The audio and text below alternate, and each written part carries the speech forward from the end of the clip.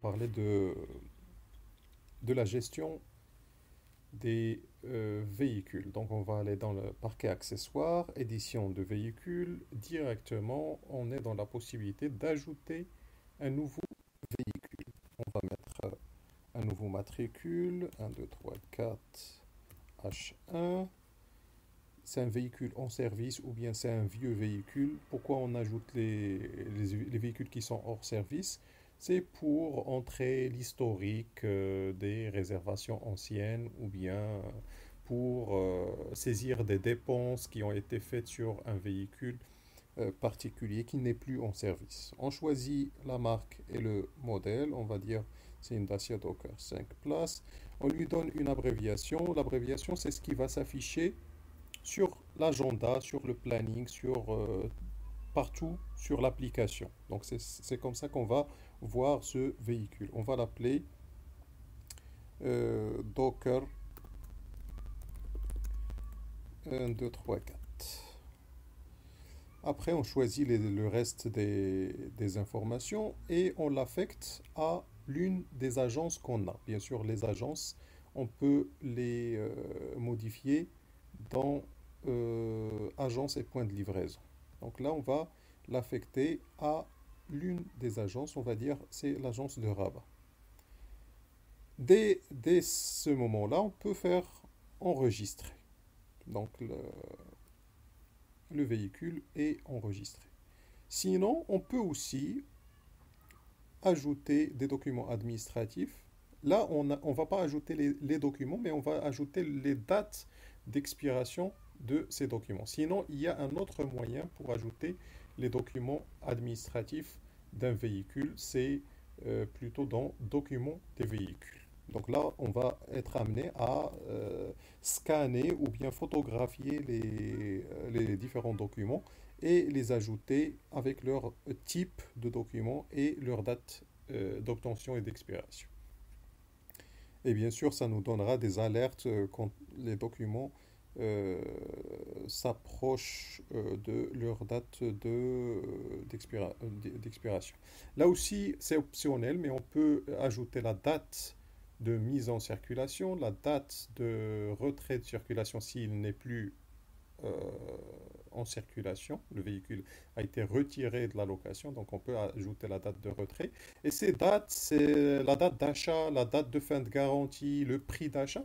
Toutes ces informations dans cet onglet, elles servent à faire des statistiques surtout sur l'amortissement du véhicule. Donc c'est très important si vous avez le module qui permet de calculer, de faire des statistiques et surtout de calculer l'amortissement des véhicules. On peut aussi ajouter un véhicule en tant que véhicule de sous-location.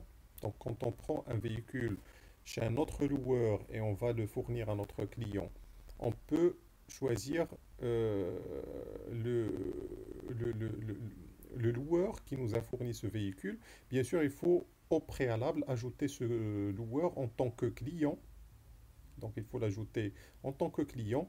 Et dans client, vous allez spécifier que ce client peut fournir des véhicules. Il y a une case à... Enfin, il y a...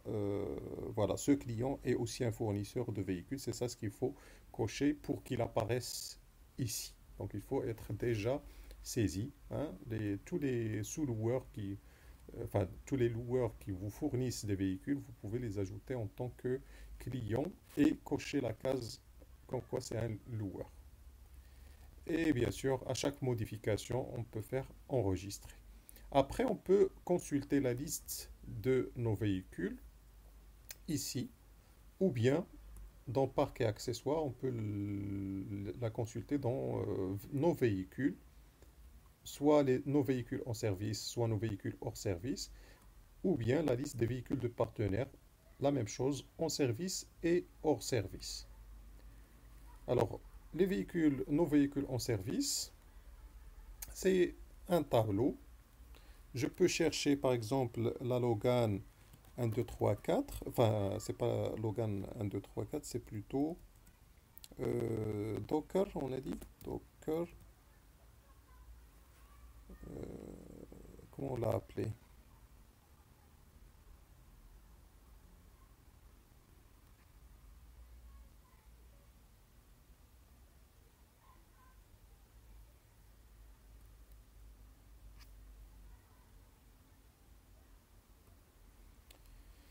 Est-ce qu'on l'a mis hors service? 2, 3, 4. Non. Véhicule de Ah oui, on l'a mis sous forme de véhicule de partenaire. Donc c'est la Docker 1, 2, 3, 4. Voilà, le propriétaire c'est Technogène Telecom. Donc là je vais le modifier. Je vais le modifier et je vais mettre comme quoi c'est pas une sous-location, c'est notre propre véhicule. À ce moment-là, on va le trouver dans nos véhicules en service. 1, 2, 3, 4, il est là. Voilà.